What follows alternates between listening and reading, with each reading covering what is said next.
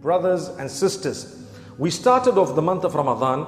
We were excited when the moon was to be sighted in order to enter the month of Ramadan. We entered the month of Ramadan. We got things rolling. Everything became more serious. We started engaging in fasting. We started doing extra salah. We started the recital of the Quran. We started the dhikr of Allah subhanahu wa ta'ala. I hope that we have not actually given up, or we have not slowed down in any way, because right now we've gotten to the last part of Ramadan, which is the most important part of Ramadan.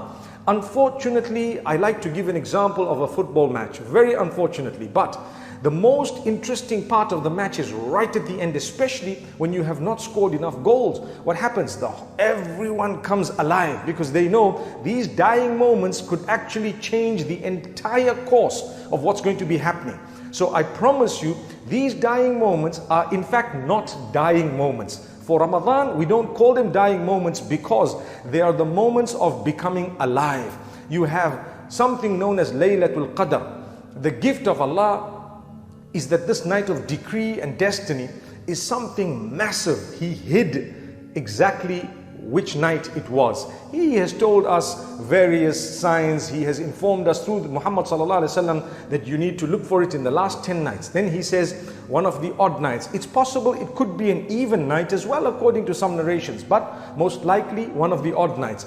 Most likely one of the last few nights. And that is so that people don't give up on the ibadah of Allah subhanahu wa ta'ala, worshipping Allah. We make our promises. We want to achieve the forgiveness of Allah. Allah says, laylatul qadri khayrum min alfi shahr. The night of decree is more powerful, is better, khayrun, than 1,000 months. That's almost 84 odd years. Imagine one night. So we need to liven up the nights now. We're coming towards the end of Ramadan. We liven up the nights by doing what? Ibadah, dhikr, istighfar, tawbah, tilawatul Quran. We stand in salah for the sake of Allah subhanahu wa ta'ala. We assist others. We go out. There is something called iftarus sa'im, to go out and try and help those who are fasting to open their fast at the end of that particular day of fasting. There is a great act of worship, and it is a great there is a great reward for that act of worship. So we need to think up all these things. Go and reach out to the poor. There is sadaqatul fitr. Start planning, start preparing, start making packs or whatever else you have to do to reach out to the poorest of the people in order to be able to benefit them maximum. Your charities during this month, your goodness during this month, and your resolutions. People make resolutions at all odd times of the year.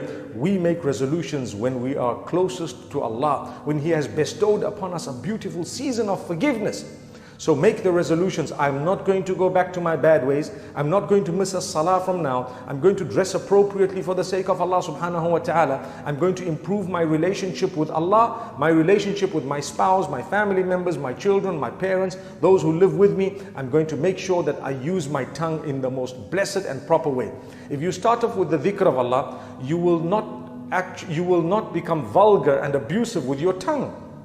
So I call on you to end this beautiful month in such a way that you deserve the Eid that is about to come by the will of Allah subhanahu wa ta'ala. أقول قولي هذا والسلام عليكم ورحمة الله وبركاته.